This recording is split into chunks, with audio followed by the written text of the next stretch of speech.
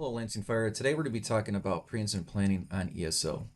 In front of you on your screen is a form that's going to be located in Target Solutions that allows you to grab PIP information in the field, put it on paper, take it back to the station, and put it into ESO.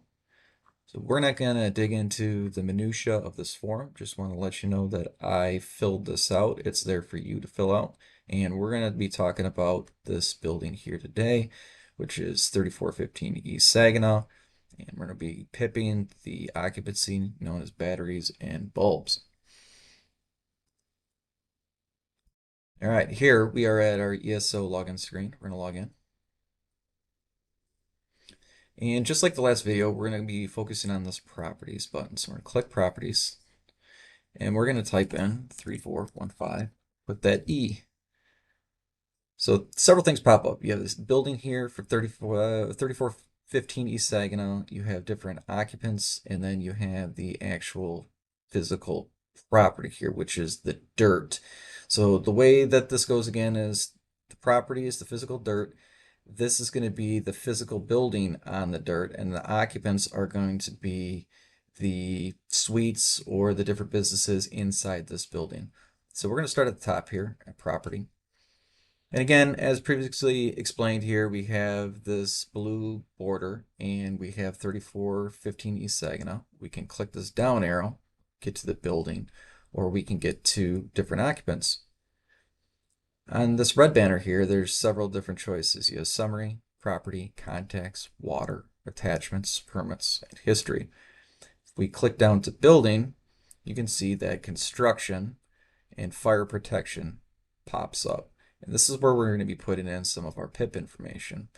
If you go further down to occupants, now we have added chemicals. So we have chemicals, construction, and fire protection. The reason that I picked this building to show you guys as an example for this PIP demo is that 3415 East Saginaw is this large strip mall with many different businesses in it.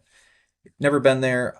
On the east side over here is a maintenance room that has the fire alarm, the sprinkler riser, and all the different mechanical and electrical for the building that feeds all these different businesses.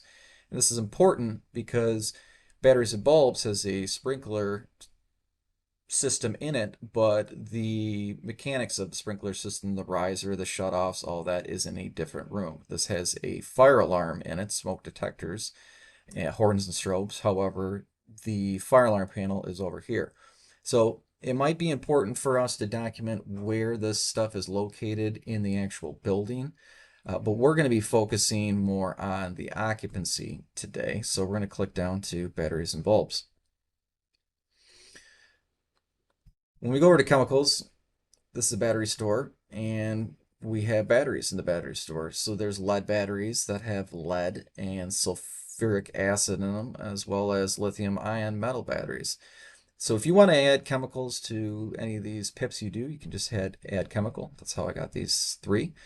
And the cool thing about this is if we hover over this NFPA 704 placard, click that, it'll bring up Cameo Chemicals, which has a bunch of very good information for us if we are going to a hazmat or a fire or any other incident.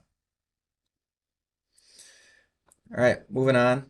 This construction tab, based on the form, this is where we added all of our different dimensions for the building, different exits, different things like that. One thing to note, I measured in the actual building in construction using Google Earth that this building was 300 feet by 85 feet with 25,000 square feet here and a building height.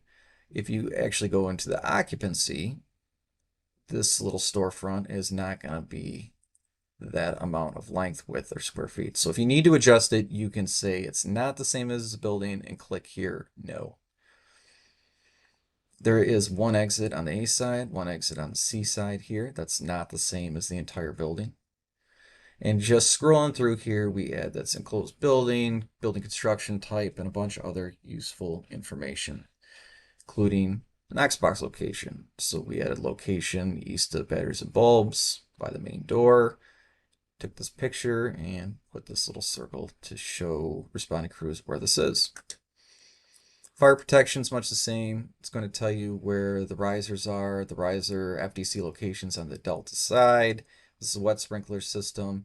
We don't have to click through all of these for the sake of time, but this is where you're going to enter all this information. So what are we going to do with all this information once we entered it? How can we use it? If we get called to a response at batteries and bulbs, we can click properties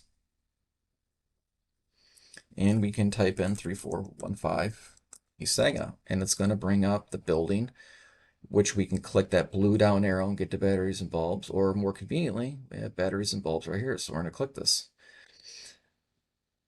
When we were responding, it's pretty easy to click through some of the stuff, click on chemicals to see what's in there, if anything. But one way to get this sort of an overview of what's going on in this building after we pre-plan it is we can hit View Pre-Plan. And this pre-plan pops up here, 3415 East Saginaw, batteries and bulbs, utilities, tells us where the shutoffs are, the construction dimensions, where the key box is, where the riser is. It shows you the occupancy load of how many people are typically in there, alarm information, and the chemicals that are in there, as well as contact. So this is a just convenient way, once we put all this information in, to click this and have everything pop up. So as you guys get in the field and start putting information in, let us know if that form is working for you, if we need to change anything, or any other suggestions on how to make this program better. We're going to continue to try to get more valid, good information, make it less siloed, and make it more useful for you as the end user when you're responding to emergencies. Any issues, feel free to reach out to us.